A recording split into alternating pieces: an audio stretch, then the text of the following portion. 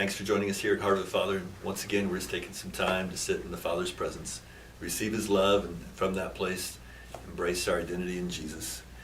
And today I've got Arturo with me. Welcome, Arturo. Thank you for having me. It's great to have you here. I don't know, it's probably been at least 7-8 years or more now at this point since we first connected, but what a joy to have Arturo today. We've been in this series talking about Jesus and really just sharing our Jesus stories because He's the one that life's about. He's the one who changes lives and makes things different. So I just asked Arturo to come, and Arturo, just tell me a little bit about life before Jesus. I know a little bit about your upbringing and some of the joys and yet challenges you had, so just share with us today. Yeah, I mean, life before Jesus, it feels so long ago now, but I mean, like you said, you've known a lot of my history and my past, but it was a lot of hurt. I think that's like the word that I always think of life before Jesus. A lot of hurt, a lot of pain. Childhood was, I can say it was rough, and a rough upbringing, but my parents tried their best. My dad had struggled all my life pretty much with alcohol, and that didn't make life any easier and for him or for the family. But yeah, I think that's, when I think of life before Jesus, I think of just a lot of hurt, pain, loneliness. Tell me a little bit more about your family. You got some siblings, so where do you fall in that whole? I have 3 younger siblings. I'm the oldest, and then obviously my mom, and my father. So. Yeah, and so with them, did you, growing up, did you have a good relationship with your younger siblings? Did you feel like you had to carry a lot of the weight? Yeah, I definitely took on a role that didn't belong to me. My father was present, but not at the same time. Was always struggling with alcohol. When I was younger, it was definitely a lot more violent.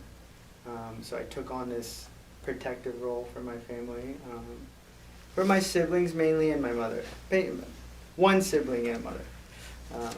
2 of my brothers were younger, so they didn't understand, and they were kind of always okay and left out of all the chaos. But my relationship with my siblings was, I thought it was good until we got older, and we got honest with each other, and they were like, we just want an older brother.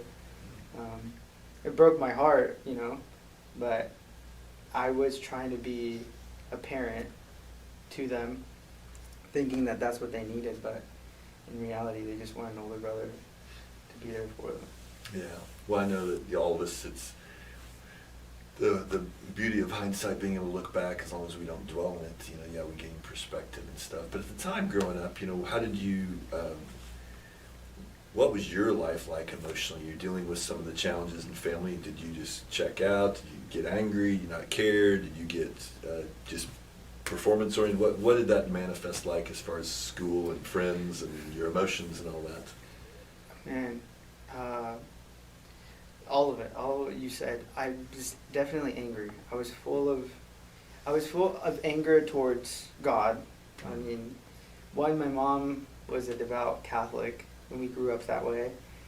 Probably until the age of 14, I kind of pushed back and was like, I don't want this. Mainly because there was that hurt and that pain of like, you pray to this God, but man, our life, it just seems miserable. Like I don't want that. If who you're praying to isn't really involved, it doesn't want to change or help our circumstances. And then as far as like life at home with family, I think I was just very performance oriented. I was trying to, again, take on a role that wasn't mine. I was trying to be a parent and then also be a provider. I was going to school, but I did college, but I didn't really, I guess, give it all that I could have. I was always too distracted, didn't really enjoy it, and was just always worried about making sure that they were taken care of financially, or just that protector role, so to say. So you mentioned you're angry and stuff, and angry at God, because if He's, my mom's praying to God, and yet our life is a mess. When did that, at what age, or when did that begin to soften or change? You begin to go, well, maybe, Yeah, Uh, a big blow up. I had a big fight. I was probably like 17, 18. And this incident happened where my dad was drunk and he hurt one of my brothers. And I just lost it. I think I was just so full of anger and I couldn't, like I don't, to be honest, I don't even remember fully what happened. My brother, it's so sad. My brother ended up having to basically choke me from behind because I was like, just, physically hurting my father. And when I came to and I realized, I was like, what just happened, you know? And I got kicked out of the house.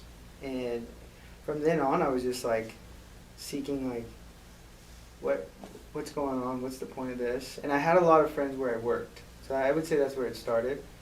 I worked at this gym. It was really random. A lot of the people that are my friends now and are part of our community and our church worked there or attended there. And slowly but surely they didn't know anything of my life, but they would invite me all the time. I thought they were odd people, like, I don't know you that well, like, why are you trying to invite me to your home? Like, church all the time. I understood church, but I think that's when I was so, lost, yes, but I didn't know what else to do. So at that point, I think I was just like desperate for something. Did you scare yourself after that incident? Were you almost like, or was there maybe a different emotion that came with that? That when you realized, wow, maybe I was scared. I think that was the most lonely I'd felt. Mm-hmm. One, when that incident happened, my family responded in a way I didn't think. Mm-hmm. They essentially were upset at me. Mm-hmm. My brothers were scared of me, mm-hmm. which makes sense when they see their older brother do that. And my mother was just kind of like, why would you do that? And in my mind at the time, I was thinking, you were protecting. I was trying to, yeah. You're trying to. Here's this violent person, and now I'm the bad guy. Yeah. And so I was really confused. The people that I was trying to protect my whole life now were like pushing me away, or were hurt by me, or upset at me, and I was just kind of like, man. So everything that I've been worried about now is kind of, what's the point? What's the meaning of that? Yeah. So you're at this gym, and people keep asking you to church.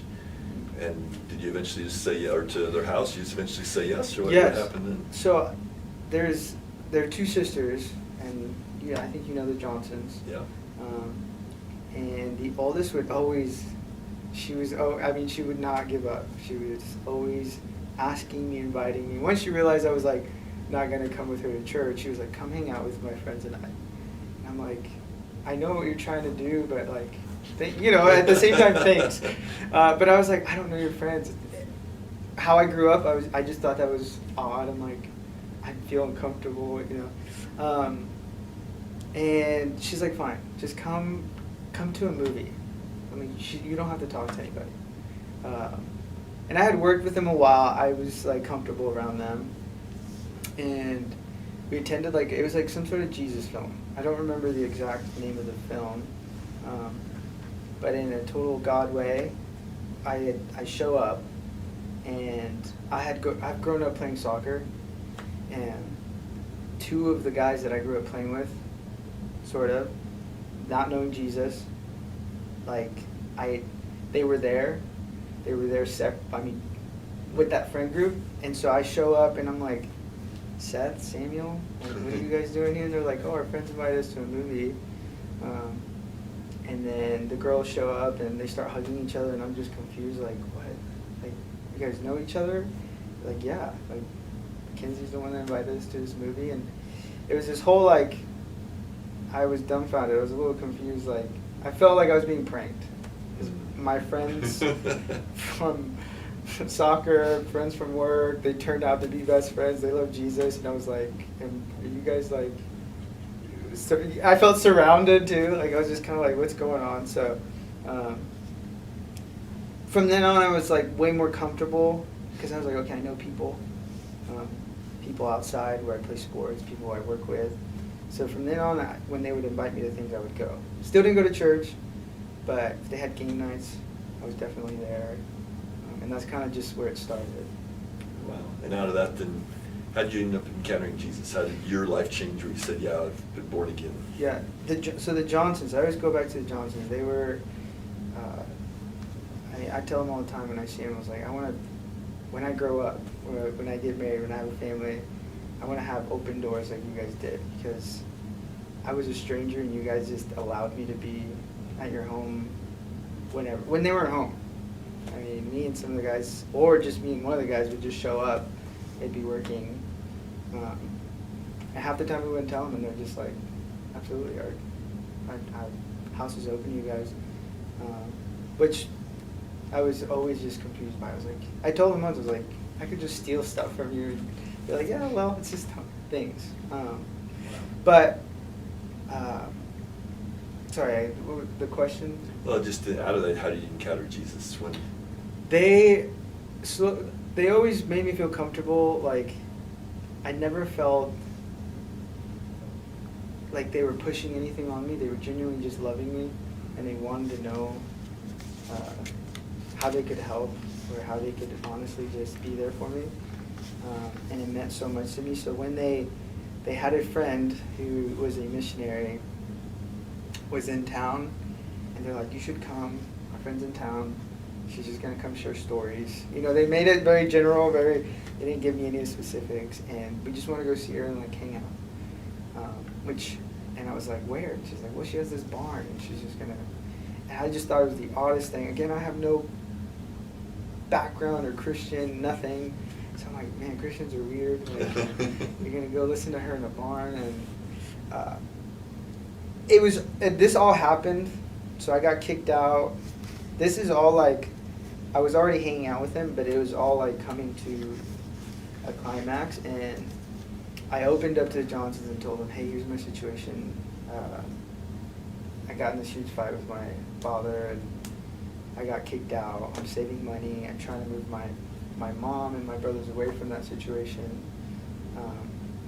And they were like, great, like, we know how to pray for you, and hey, you need a place to stay. And I was like, no, I'm staying with my best friend and his family. And so I share that with them. I attend, I go listen to their friends speak, and she all of a sudden kind of throws a curveball. A lot of weird things happen. A lot of weird things to me then. Now I'm like, okay. But I don't know what to expect, don't know what to think, and she kind of says, you know what, I don't feel like I'm supposed to just share tonight about what I've been doing over the last year. She's like, someone in this room is dealing with a lot of pain towards a father figure. So then I'm sitting in my chair like, this is weird. And she's like, and it's unforgiveness. There's a lot of hostility, a lot of anger. And so now I'm feeling comfortable. Now I'm feeling hot. I'm feeling like I want to run, get out of my seat. And my first thought was I need to look over the Johnsons, because I'm like, they told her something. And we had the same thought, and Jennifer looked at me, and before I could say anything, she's like, I haven't even gotten to say a word to Cindy. I know you just shared this with us. I promise you we haven't said a word. Like, we tried to say hi, and we didn't even get a chance to. And I remember she just told me, like, I really believe God's trying to use Cindy to speak to you. And I didn't know what that meant. Again, the lingo and the words, I was like, what is that? Why do you mean God speak to me? Like, why? What are you talking about? And so she was basically, you know, as people say, reading me my mail. And all those words were just cutting me to the heart. And I walked away that night thinking, great. Yeah, I am very angry. How do I forgive my father? All these things that you said are good, but how do I do that? And that was like the moment that I was like, just full of curiosity, and then just not anger, but like, okay, you told me, you've talked to me, you've spoken to me, but like, what do I do with that? Yeah. So. Wow. So I'm going to pause right there and just jump in with you and just say, life is messy. There's a lot of pain, a lot of brokenness, and yet we're at a place in Arturo's story where he's going, wow, God's speaking. What do I do with that? And I think that's a healthy response. God's speaking. What do I do with that? I'm not even sure it's God, but something's going on here. And so I just want to wrap up today. We're actually going to come back next week. And it's kind of like, for those of you old enough, it'll only be my generation older, but Paul Harvey come back for the rest of the story. And we're going to hear how Arturo truly encountered God and how that's impacted his marriage. He's newly married. Great to be a part of that. And Arturo's just jumping in with Jesus and Erin, his precious wife, in fresh ways these days. So thanks for joining us. And really just look to the Lord this week and say, Lord, where do I need to let you into my story? And we'll see you next week.